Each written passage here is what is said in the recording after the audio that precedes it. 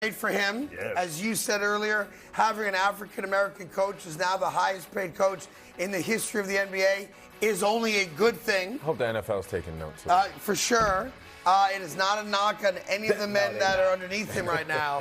But it also shows you that when you have a proven track record of winning and success and maintaining respect amongst the guys, which is very hard these days. Athletes are different than they were when you played.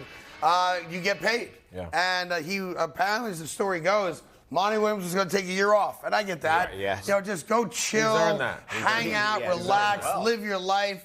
You know, unite with family, whatever it might be. Yeah. And then someone said, "Look, we know you want to take a year off, but how's $13 million a year sound?" Detroit's not so bad. Guaranteed. Yeah. Not so bad. Guaranteed. I tell you this, he got a raw deal, and when he got fired, he should have been thinking about, I just need a year to just recuperate, get my mind recalibrate, together, recalibrate. But $13 million a year. I'm surprised. I'm surprised that the GM, that, right, Tim? I'm surprised the GM got Tom Gores to give him all this money, and made him believe this is the person that we needed for this locker room and for this organization, which he was right. He is right. Yep. And I'm happy for Monty because he is really going to put his stamp on his coaching abilities and what he can do as a coach to bring these young players and make them understand how to be professional athletes and professional. You know the best thing about it for me? And I'm going to tell you, and he has a great core and a great group of players that he's going to. They're not going to win a championship. Bingo. But you know what? They just want to be competitive and make it to the playoffs. That's and then anything can happen. Anything can happen. But that's a win. If he can keep them healthy, make them understand how to become men and how to play like men and pay attention to detail, he's in a win-win situation. Isn't it kind of sad and pathetic, though, that we all acknowledge that in the next 6 years, the Detroit Pistons are not going to win an NBA championship? Like, I mean, well, they not. And the fact that the city of Detroit accepts that as like, well, that's a win, is pathetic. Well, it's the same way with the Phoenix Suns now. Pathetic. It's the same way. It's just the same way. Listen, it's pathetic. I don't like as a Knicks fan who has not seen my team in an NBA championship in a very, very long time, or even an Eastern Conference final. If the Knicks announced to me, hey, we're bringing a guy in and we're going to be competitive, and if we're lucky enough, we'll get to the first round of the playoffs, and that's it. I mean, that's pathetic. That's such a loser mentality. Jalen Brunson, prime example. Yeah, how about Jalen Brunson? Just like you just said. Yeah. It happened last year. Yeah. You brought in a player that could take your team to that next level. Right. Get to the playoffs. Yeah.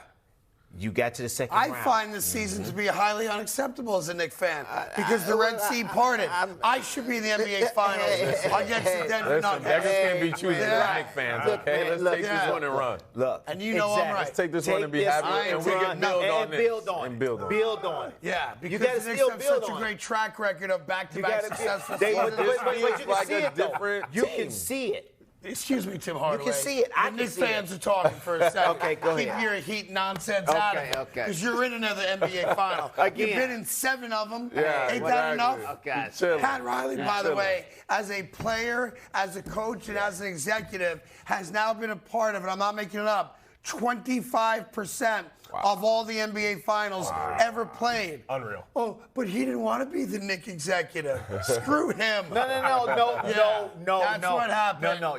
Y'all didn't. Oh, yeah, I'm going to say y'all. Y'all did not want to meet his demands. Yeah, we didn't want to give him ownership in the squad. You should have. Yeah, no, we shouldn't have. Why not? You're right. You shouldn't have, and that's why he's doing what he's doing with the Miami Heat. Yeah, right. That's exactly right. Yeah, but don't get me started. Like, I should be happy that the Knicks got to the second round. Well, I mean, that's a loser mentality. I mean, you're still talking about loser stuff, but you had a winner here, and y'all let him go. That's right. You all let him go. You're damn right we did. Right. And he didn't even leave the right way. Sent the fax to the owner. Okay.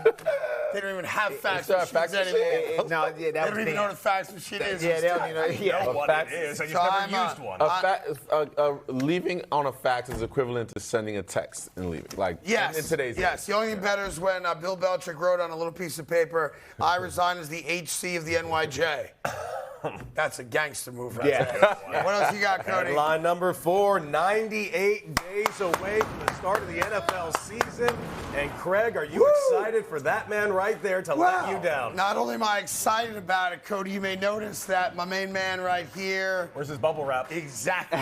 What did you do? I have taken him out of the bubble wrap. He's going to be good to go by next week. He is not going to practice much this week. He has a sleeve on his calf. We call it a compression sleeve. Right. I don't know what the hell it does, Compressions. but it looks good and sexy on that man's thick, heavy legs. I've taken him out of bubble wrap. For next week, I'll probably put him back in for the first practice, but 98 days away. Now, of course, the Jets play on that Monday night. Yes. So the Jets are 102 days away from their opener. Good math. We'll celebrate it on Monday. Don't think I'm going to forget. I'm not. Because I'm going to be extraordinarily obnoxious this season, unless we lose to the Bills. This season? But my guys, I shined them up nice. I took them out of the bubble wrap, and we're ready to. I mean, I took some bumps and some bruises. I done played against the best. Yeah. And, hey, I'm still here. You are, but right here. I'm just saying, you want to see if the head fits? You want to put it on there now just to make sure it's a good match? I cry in my own little space, my own little time. Oh, Well, he's a one- private cry. One other Right. just Ain't quick nothing wrong with thing. that. I respect that. Quick aspect to the game that I'm sure is going to be talked about a lot as you watch all the games of the NBA Finals.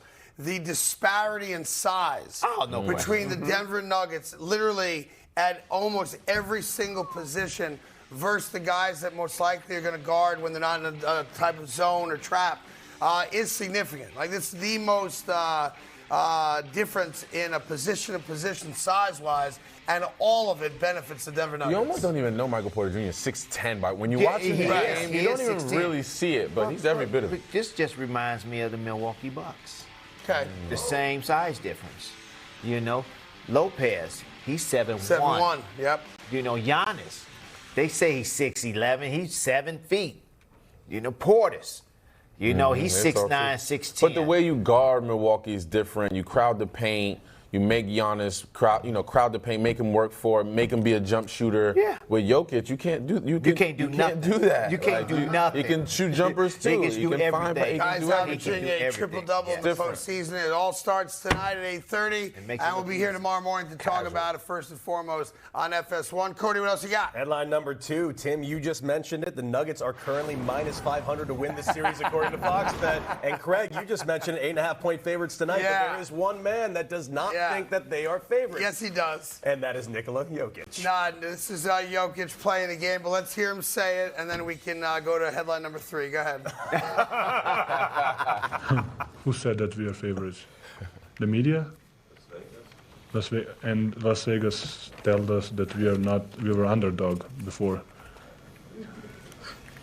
It's not correct, I think. I mean, I think we are not the favorites. I think in the finals there is no favorites. I mean, look, he's saying the right thing. That team has a chip on its shoulder because, people wanted to talk about LeBron and the Lakers, even after the Denver Nuggets, swept them in the Western Conference Finals. And that's their thing. It's worked for them. Listen, it's a lot of yapping about nothing. You are right. At the end of the day, it doesn't matter what gamblers think. It doesn't matter what Vegas thinks. You go out there, there's one ball. Either I'm going to score more than you or you're going to score more than me, and we'll dissect it each game along the way. I love Jokic. He's genuine. Yeah. You know, he's just genuine. He like, hey, so what? I don't think so. And they not playing. We the ones that's playing. And we don't take nothing for granted. Like, he got the MVP. When he got the MVP, he was like, oh, okay. Right, this is nice. This is nice.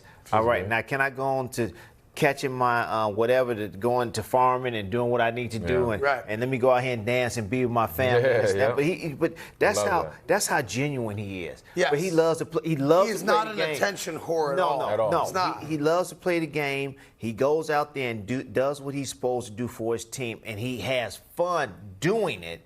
And then he comes back, he's just a regular person. All right, I just want to go home and just But relax. don't get it twisted. He knows the magnitude of this moment. No. He knows, not that you're saying he doesn't, but I think he Yes. understands that this is a chance to put himself on the main stage. I think we know him, obviously, 2 MVPs, but this is a chance to put him and his team and his coach on the main stage and say, hey, we have a core that can continue to win over the years, but we got to get this first one now. What else you got, Code? Headline number 3, the Pistons hire Monty Williams as head coach, making him the highest paid head coach in NBA history. 6 years, $78.5 million incentives and options take the deal up to 8 years and $100 million. But my question is, will Monty bring this young Pistons team back to contention? Look, we said it when Monty Williams got fired that he was a credible coach who was going to get another opportunity.